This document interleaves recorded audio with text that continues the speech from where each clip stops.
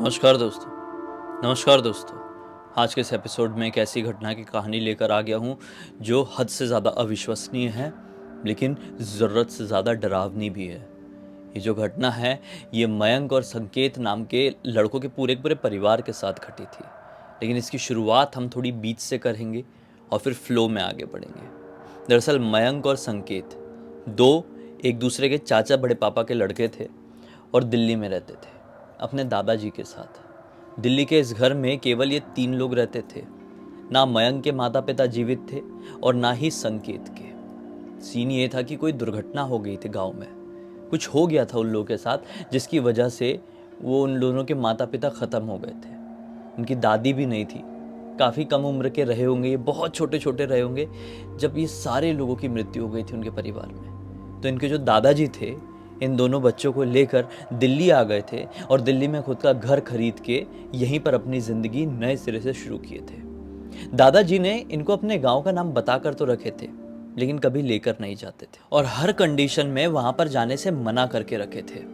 हमेशा से संकेत का और मयंक का ये मन होता था कि हम एक बार तो अपने गांव जाए, अपने पुश्तैनी घर को देखें। इन लोगों का गांव में बहुत बड़ा घर था। घर तो था ही भाई, इनकी हवेली भी थी, बहुत बड़ी प्रॉपर्टी थी। ये सब कुछ छोड़कर क्यों शहर पे ये दादाजी को सेटल होना पड़ा था, इनको समझ में नहीं आता था। इनका बस चलता तो पहले ही अपने गांव चले गए होते, लेकिन वो गांव इतना छोटा था कि इंटरनेट में भी ढूंढे से वो मिलता नहीं था। बड़ा परेशान, खासकर मयंक बड़ा परेशान होता था अपने गांव में जाने के लिए। दादाजी से जब भी वो ये पूछता था कि दादाजी क्यों रोकते हो यार, अपना पुश्तैनी गांव हम देख लेंगे तो आपको क्या परेशानी हो जाएगी, तो दादाजी ये कहकर टाल देते थे कि वहाँ पर हमारी यादें बहुत ज़्यादा कड़वी है, दुर्घटनाएं हुई हैं, तेरे माँ बाप तेरे चाचा चाची सब खत्म हो गए उस गांव में, कुछ इतना भयानक भयानक हुआ है। हम मैं जाऊंगा, तुम लोग जाओगे, गांव के लोग उल्टी सीधी बातें करेंगे, तुम्हारे दिमाग में मेरे दिमाग में क्या इफेक्ट पड़ेगा। इसलिए हमें ऐसी जगह पर जाना ही नहीं है, उसका चैप्टर हमारी ज़िंदगी से बस बंद हो चुका है, बात मत कर। तो ये बोलता है दादाजी हमारी प्रॉपर्टी वहाँ पर सड़ रही होगी, इसके बारे में आपने कभी सोची नहीं हो। दादाजी कहते हैं ऐसे कैसे सड़ रही होगी भाई, हमारी भी रिश्तेदारी रही है गाँव में, पुश्तैनी गाँव है। हमारे घर की और हवेली की देख रेख वहाँ पे हमारे दूर के रिश्तेदार करते हैं और महीने के हम उनको पैसे पहुँचा दिया करते हैं। तो इसने पूछ लिया दादाजी कौन रिश्तेदार। दादाजी ने ऐसी हड़बड़ी में नाम बता दिए। बस दादाजी से हो गई वहीं पर गलती। इसने उस रिश्तेदार का नाम जान लिया और जैसे तैसे करके इकड़म तिकड़म लगा के उस रिश्तेदार से कांटेक्ट कर लिया और पता कर लिया कि एक्चुअल में गांव है कहाँ पर। गांव राजस्थान के एक बहुत ही छोटे से एकदम एकदम छोटी सी जगह पर था। रिश्तेदार को बोल दिया, कसम वसम दे के दुनियादारी की कि आप बताना मत दादाजी को कि मैं आ रहा हूँ, ये वो। रिश्तेदार ने बोला ठीक है भाई। अब ये दादाजी को बहाना मारकर, संकेत के सामने भी बहाना मारकर बोरिया बिस्तर बांधा और दिल्ली से राजस्थान के उस छोटे से गांव की तरफ निकल गया। ये आधे रास्ते से ज़्यादा को कवर कर ही लिया था कि दादाजी को पता चल गया। अब पता चल गया होगा भाई, जैसे तैसे करके किसी ने बता दिया फ़ोन करके, कुछ नहीं। दादाजी ले लगे रोने, बहुत भयंकर रोने लगे। रोते रोते अपने पोते को फ़ोन करते, मयंक तू ऐसे कैसे उस गांव की तरफ जा रहा है, मैंने हमेशा से मना किया हूँ ना तुझे। तू जब 5 महीने का था तब से मैं पाल पोस कर बड़ा किया हूँ, तू क्या मेरा मरा मुँह देखना चाहता है। मैं नहीं चाहता तू बेटा वहाँ पर जाए, और अगर गया तो मैं खुद को मुक्त कर लूँगा। ये बोलता है दादाजी ऐसी कैसी बात कर रहे हो, मैं आ रहा हूँ। और लिटरली 90% रास्ता कवर कर लिया था अब तक, लेकिन वो लौट कर दिल्ली चले गए अपने दादाजी के पास। दादाजी फिर इसके सामने बहुत रोए और बोले तू मेरी कसम खा, तू कभी नहीं जाएगा, ये वो दुनिया भर की। ये दादाजी से कहता है कि ऐसा क्या हुआ है दादाजी जो आप इतना दादाजी कहते हैं कि बस नहीं जाएगा मतलब नहीं जाएगा, अगर तू चले गया तो ना तू जिंदा बचेगा, ना तेरा भाई और ना ही मैं। जिस तरीके से तेरे माँ बाप, चाचा चाची, तेरी दादी सब खत्म हो गए, हम भी खत्म हो जाएंगे। और वो हमारी जो मौत होगी वो भी साधारण नहीं होगी, तड़प तड़प कर, सड़ सड़ कर होगी। ये बोलता है दादाजी ऐसे कैसे आप बोल सकते हैं। दादाजी ने कुछ जवाब नहीं दिया, अपने कमरे में चले गए। बस ये सोच सोच के अपने दिमाग में उस चीज़ को घोल दिया। अब हर रात इसको अजीब व गरीब एक सपना दिखाई देने लगा। सपने में ये एक अनजान गांव को देखता और उसमें अनजान मरे हुए लोगों को। वो लोग इसको अपने पास बुला रहे होते हैं। इसके दिमाग में बार बार यही घूमे, साला कौन सा गांव है, वो कौन से लोग हैं, इसको नहीं समझ में आता था। कुछ दिन इसने अपने दिमाग की बत्ती घुमाया और इसको ये समझ में आया कि बहुत ज़्यादा चांसेस हैं कि मेरे सपने में हमारा पुश्तैनी गांव दिखाई देता है। फिल्मों में भी तो ऐसा ही होता है। इसने ऐसे ही सोचा, इसने बिल्कुल ऐसे, और फिर उस समय डिसाइड कर लिया कि अब किसी भी कंडीशन में मुझे अपने गांव जाना ही पड़ेगा, चाहे दादाजी को झूठ बोलकर ही क्यों ना जाना पड़े। ये एक छोटे से बिजनेस में इन्वॉल्व था। दादाजी से कहता है कि दादाजी मुझे दुबई जाना पड़ रहा है, देखो टिकट सब बुक कर लिया दुबई किया, मेरे बिजनेस में ये काम है वो काम है, ऐसा लफड़ा हो गया वैसा लफड़ा हो गया, तो आने वाले 15-20 दिनों तक मुझे दुबई में रहना पड़ेगा। दादाजी बोलते हैं कि ठीक है भाई। संकेत को भी नहीं बताया, किसी को भी शक नहीं होने दिया, प्रॉपर पैकिंग किया और काहे का दुबई, ये निकल गया अपने उस पुश्तैनी गांव की तरह। डायरेक्टली वहाँ पर जाकर अपने चाचा जी से मिलता है और ज़िद करने लगता है कि चाचा जी घर ले चलो यार, मैं तो पागल हो गया हूँ बचपन से, 25 साल का हो गया हूँ मैं, आप सोच नहीं सकते कि मैं कितना ज़्यादा बेचैन हूँ अपने घर को देखने के लिए। चाचा जी बोलते कि ठीक है बेटा लेकर चलता हूँ। चाचा जी लेकर गए, इसने घर देखा, बहुत बड़ा घर, आलीशान घर, देख के आंखें फट गई। बोला अरे बाप रे, इतनी बड़ी तो हमारी बिल्डिंग है दिल्ली में जिसके अपार्टमेंट में हम लोग रहते हैं, और इतना बड़ा घर हमारा यहाँ पर है, हम लोग ऐसे क्यों रहते हैं चाचा जी। मैं कुछ नहीं जानता, मुझे एटलीस्ट जितने दिनों तक मैं यहाँ पर हूँ, आने वाले अप्रॉक्स 20 दिन तक मुझे यहीं रहना है, आपके घर नहीं रहूँगा चाचा जी, मुझे यहीं पर रहना है, जिद मत करना। चाचा जी एकदम घबरा जाते उसकी ये बातें सुनकर। चाचा जी के बिल्कुल रंगत उड़ जाती चेहरे की, चेहरा पसीना पसीना हो जाता है। इसको देखकर लगता है कि चाचा जी कुछ तो छुपाने की कोशिश कर रहे हैं, कुछ बता नहीं रहे हैं, लेकिन इसको ज़्यादा मतलब नहीं था, इसको यहाँ पर रुकने से मतलब था। चाचा जी हाँ में सर हिलाते हैं और अपने घर चले जाते हैं। ये पूरी रात वहीं पर काटते हैं, खैर खाना वाना खा के आए थे, पूरी रात वहीं पर काटता है। और आज बहुत दिनों बाद इसको गाँव का सपना नहीं आया। इसको पूरी तरीके से समझ में आ गया कि यही गांव मुझे सपने में दिखाई देता था और इसी गांव के कुछ लोग मुझे दिखाई देते थे, लेकिन कौन लोग मुझे नहीं मालूम वो कौन लोग हैं। इसको यहाँ तक कि अपने माँ बाप और चाचा चाची की शक्ल भी नहीं मालूम थी, क्योंकि दादाजी ने ना ही कोई फ़ोटो रखे थे और ना ही किसी भी प्रकार की उनकी यादें। बड़ा अजीब बिहेव करते थे दादाजी। खैर आज ये गांव आ गया था, ये सब कुछ पता करने वाला था कि आखिर हमारी ज़िंदगी का रहस्य क्या है, हमारे दादाजी इतने अजीब क्यों हैं और हमको गांव में क्यों नहीं लेकर आते, हमसे हमारे माँ बाप के बारे में ढंग से बात क्यों नहीं करते हैं। आने वाले 3-4 रातों तक ये अपने ही इस घर में सोया और ज़िंदगी पूरी तरीके से नॉर्मल लगी। ये चाचा जी से एक दिन कहता है कि चाचा जी 4-5 दिन हो चुके हैं, मुझे कुछ समझ में नहीं आ रहा है, जिस चीज़ को भाई मैं सॉल्व करने के लिए इस गांव में आया हूँ, अपने घर में आया हूँ, कुछ सॉल्व होते हुए नहीं लग रही है, नॉर्मल सी ज़िंदगी लग रही है। चाचा जी मैंने सुना था कि हमारी एक बहुत बड़ी हवेली भी है, कहाँ पर है वो हवेली, मुझे जाना है।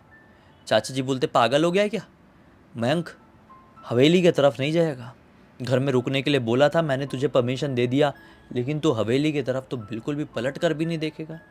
इसने इतनी ज़िद किया तो बड़ी मुश्किल से चाचा जी ने बताई दिए कि वहाँ पर है हवेली, जा, लेकिन रात नहीं वहाँ पर काटेगा। जैसे ही हवेली में गया है, लिटरली वो जैसे ही अपनी हवेली में गया है, उसको अंदर मतलब 15-20 मिनट उसने बिताया होगा। अब देखो केयर टेकर तो थे, चाचा जी का एक दूर का ऐसे दोस्त था, ऐसे नॉर्मली रिश्तेदार टाइप का, वो हवेली की देखभाल करता था। चाचा जी भी हवेली की तरफ नहीं आते थे, तो हवेली साफ़ सुथरी है, सब कुछ है। वो 15-20 मिनट वहाँ पर बिताया है मयंक ने, उसको ऐसा आभास होने लगा कि साला कोई तो है लिटरली, पायल पहन के कोई चल रहा है। कि दूसरे कमरे में जाता, जहाँ से आवाज़ आ रही थी कोई दिखाई नहीं देता। फिर कभी समझ में आता कि ऊपर वाले कमरे में कोई दौड़ रहा है, वो भागते ऊपर वाले कमरे में जाता तो वहाँ पर कोई नहीं दिखाई देता। फिर अचानक से कुछ तो भी खतरनाक सी गंदी सी जलने की स्मेल आने लगी, तो ये घबरा गया, बोला 100% कुछ तो लफड़ा है, मुझे यहाँ से भागना होगा। इसने उठाया बाइक की चाबी, ये बाइक से आया हुआ था, अरे चाचा जी की बाइक थी उससे ही आया हुआ था। बाइक की चाबी उठाया और बोला कि मैं तो जा रहा हूँ भाई चाचा जी के घर पे, या फिर अपने घर पे, हवेली में नहीं रुकना है, 100% कुछ तो भूतिया है, कुछ तो गड़बड़ है। वो भागता हुआ रात के लगभग यही कोई 10-10:30 बज रहे थे, हवेली के नीचे आया, बाइक चालू किया है और भगाना शुरू किया। अब भाई शहर का लड़का, गांव की गली, जंगल तरफ इनका हवेली था, और जो घर था वो प्रॉपर गांव में था। ये हड़बड़ा के भड़बड़ाते हुए, मतलब घबराते हुए भागा वहाँ से, तो रास्ता ही भटक गया। अब ले भगाया जा रहा है, इसको समझ में नहीं आ रहा है, साला मैं जब आया था रास्ता पूरा कच्चा था, जंगल टाइप का था, ये मुझे प्रॉपर रोड कहाँ से मिल गई। लेकिन भागना तो है, क्योंकि पूरे टाइम ये आभास हो रहा है कि मेरा पीछा कोई कर रहा है। लगभग 15-20 मिनट बाद बाइक भगाने के बाद इसको ये आभास होता है कि साला सिर्फ मेरी ये वो नहीं है, इमेजिनेशन नहीं है कि मेरी कोई पीछा कर रहा है, एक्चुअल में मेरा कोई पीछा कर रहा है। इसने गाड़ी का वो जो रियर व्यू मिरर होता है बाइक का, उससे देखा कि एक ब्लैक कलर की कार इसके पीछे आई जा रही थी। जहाँ जहाँ ये जा रहा है वहाँ वहाँ पे वो कार आ रही है, उसकी हेडलाइट वगैरह बंद है, उसका पीछा कर रही है। बोला साला ये तो गड़बड़ हो गई, रास्ता बदलना पड़ेगा। और इसने जंगल तरफ अपनी बाइक ले लिया। जंगल में जंगल भगाने के बाद एक एक ऐसी खंडर जैसी इमारत इसको दिखाई थी। ये सोचा कि इस इमारत के पीछे, मतलब ये जो घर है या जो कुछ भी है, ये मतलब एक समझ लो एक ढांचा था घर जैसा, उसके पीछे लगा देता हूँ अपनी बाइक। तो वो जो कार है वो कार है भाई, वो एक लिमिट तक ही घुस सकती है अंदर तक, वहाँ पे पीछे लगा देता हूँ, सब ठीक हो जाएगा। वो अपनी बाइक लगा दिया उसके पीछे, इमारत के पीछे, और उतर कर बैठ गया दुबक के कि कार जो मेरा पीछा कर रही है, कार में जो कोई भी है वो मुझे देख नहीं पाएगा। लिटरली इसने फील किया है कि कार वहाँ से क्रॉस हो गई। बोले चलो भाई, थैंक गॉड कार क्रॉस हो गई है, अब खतरा टल गया है, अब मुझे जाना है घर। अब ये बहुत छोटा गांव है तो इंटरनेट भी पता नहीं है कहाँ पर पहुंच गया, कहाँ नहीं, इंटरनेट चल नहीं रहा है, मोबाइल में ख़त्म है नेटवर्क, गूगल में भी कैसे सर्च करूं, वैसे भी हमारा जो गांव है वो गूगल के नक्शे में दिखता नहीं है। लेकिन फिर भी सोचा कि जितना जितना दिमाग चलता है उतना उतना मैं जाता हूँ, पूरी रात तो मैं ऐसे बाहर रह नहीं सकता। वो अपनी बाइक स्टार्ट करके वहाँ से निकलने ही वाला था कि वो इमारत जिसके पीछे ये छिपा हुआ था उसके अंदर से कुछ आवाज़ सुनाई देती है, बिल्कुल ऐसी पायल की, ऐसी सेम टू सेम। तो शिट, अंदर कौन है? जब ये ध्यान से सुनने की कोशिश करता है तो एक बड़ी प्यारी सी हंसने की आवाज़ सुनाई देती है एक लड़की की। ये सोचता है अरे यार कौन लड़की है यार, ऐसे कैसे यहाँ पर है। अब इसके मन में क्यूरियोसिटी हुई, मन में कुछ गलत नहीं आया, सिर्फ क्यूरियोसिटी हुई जानने की कि अंदर कौन लड़की है। इतनी रात गए जहाँ पर मेरी हालत ख़राब हो गई, मेरी इतनी फट गई, मैं ऐसा छुपता छुपाया फिर रहा हूँ, कौन लड़की इस इमारत के अंदर है जो हंस रही है, खिलखिला रही है, दौड़ रही है कि नाच रही है, जाकर देखूँ क्या। ये उस घर के अंदर घुस गया। घर के अंदर घुसा तो अंदर का माहौल एकदम ठंडा, अजीब सी फीलिंग।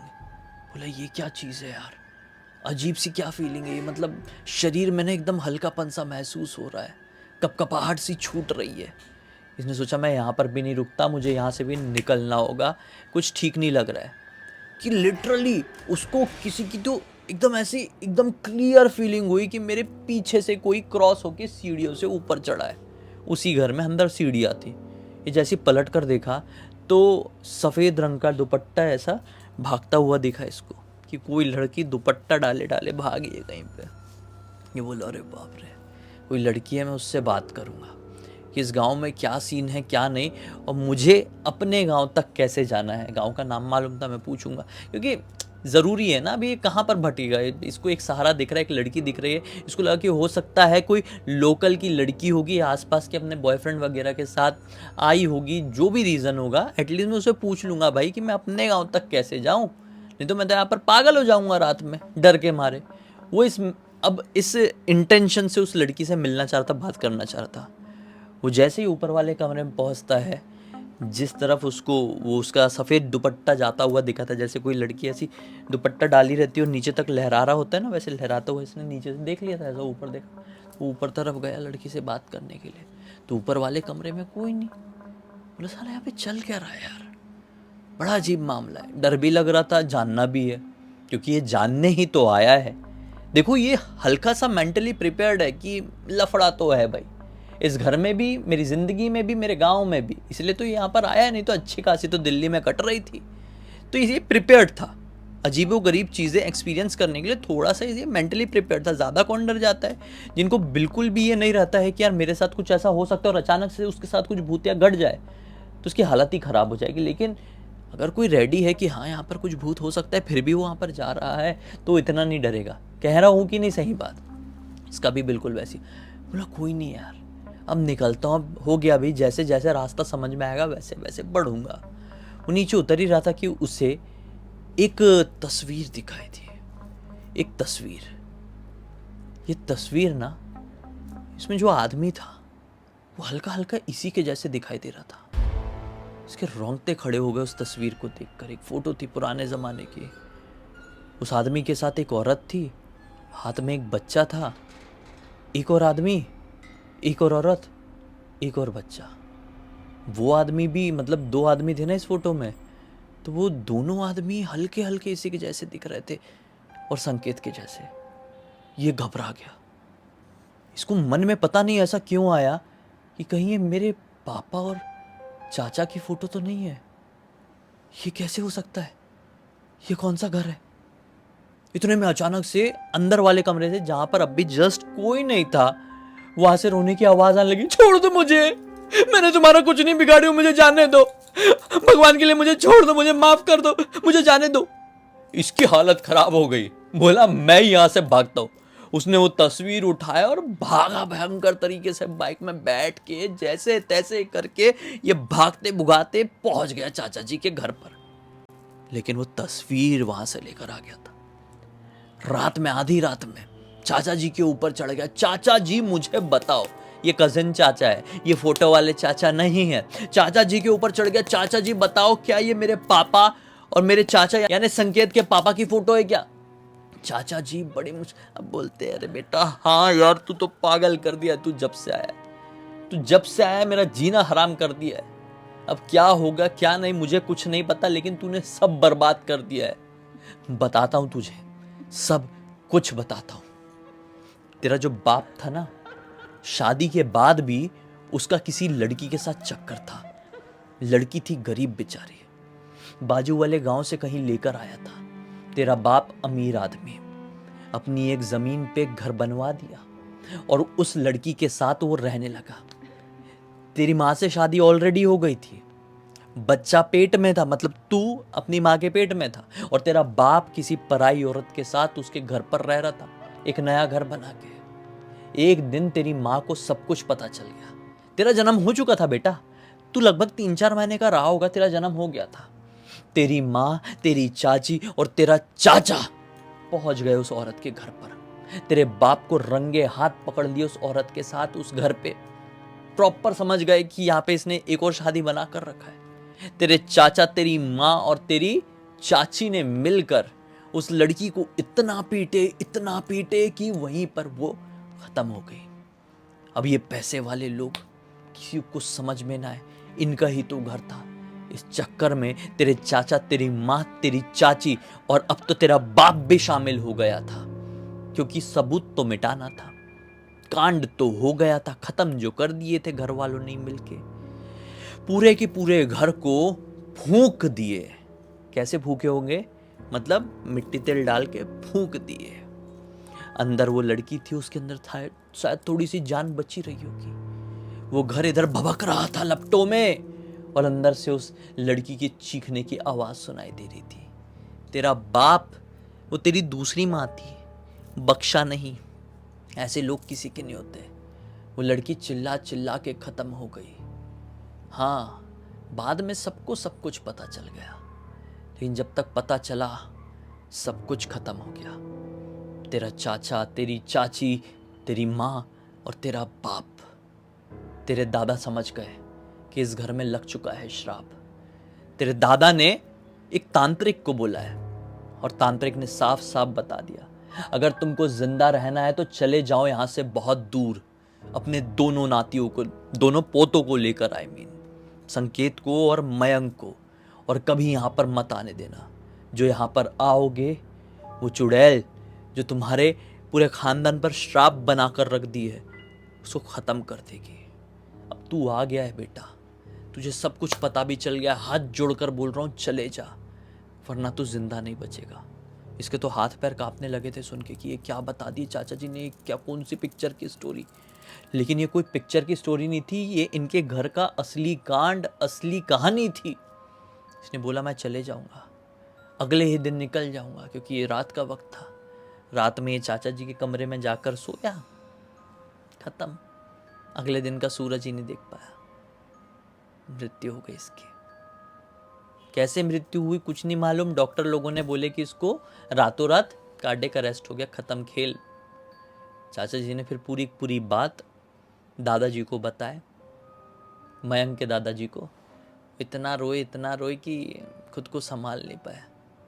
खैर उनकी ज़िंदगी चल रही है जैसे तैसे करके, और इस पूरी पूरी घटना की जानकारी मुझे संकेत ने इंस्टाग्राम पर लिख कर भेजा, वही मयंक के चाचा जी के लड़के ने। 2 बार चाचा जी बोल रहे हैं, इसलिए आप कंफ्यूज मत होना। गांव में जो रहते थे वो कज़न चाचा जी थे, ठीक है। असली चाचा जी तो ख़त्म हो चुके थे, इसकी दूसरी माँ को ख़त्म करते हुए, जो फिर उसके बाद वो जो ख़त्म हो गए थे ना, वो संकेत के पिताजी दूसरे थे, जिसके सगे चाचा थे। समझ गए होंगे, अब आप समझ गए होंगे क्लियर। तो ऐसा वाला सीन था भाई। संकेत ने कहानी लिख कर भेजा, मैंने सोचा कि बड़ा भयंकर कुछ कांड है ये, आपको सुनाना ही चाहिए, एक बहुत अच्छी सीख मिलेगी और मनोरंजन भी। इसी एक नोट के साथ अब कहानी का अंत करते थे। अब तक इस वीडियो को देख लेते तो लाइक ज़रूर कर देना, चैनल को सब्सक्राइब करके बेल आइकन के ऑल के ऑप्शन में क्लिक करना, और इंस्टाग्राम की लिंक वीडियो के डिस्क्रिप्शन बॉक्स में मिल जाएगी, वहाँ पे जुड़ जाना। और आपके पास भी ऐसी कोई कहानी टॉपिक या जानकारी हो तो लिख भेजना। साथ ही साथ वेबसाइट की लिंक भी डाल दे रहा हूँ भाई। भी हमारा रुद्राक्ष भी आ चुका है, उसमें रुद्राक्ष बीट भी अपडेट की है हमने, तो आप ख़रीद सकते हैं। उसमें डिटेल्स हैं, अगर ज़िंदगी में किसी प्रकार की परेशानी चल रही हो कंसल्ट कर सकते हैं, मैं भी आपको कुछ सुझाव दे सकता हूँ एस्ट्रोलॉजिकली, न्यूमरोलॉजिकली। चलिए बाकी कल फिर से मिलते, तब तक के लिए बहुत बहुत धन्यवाद। आपका दिन शुभ हो।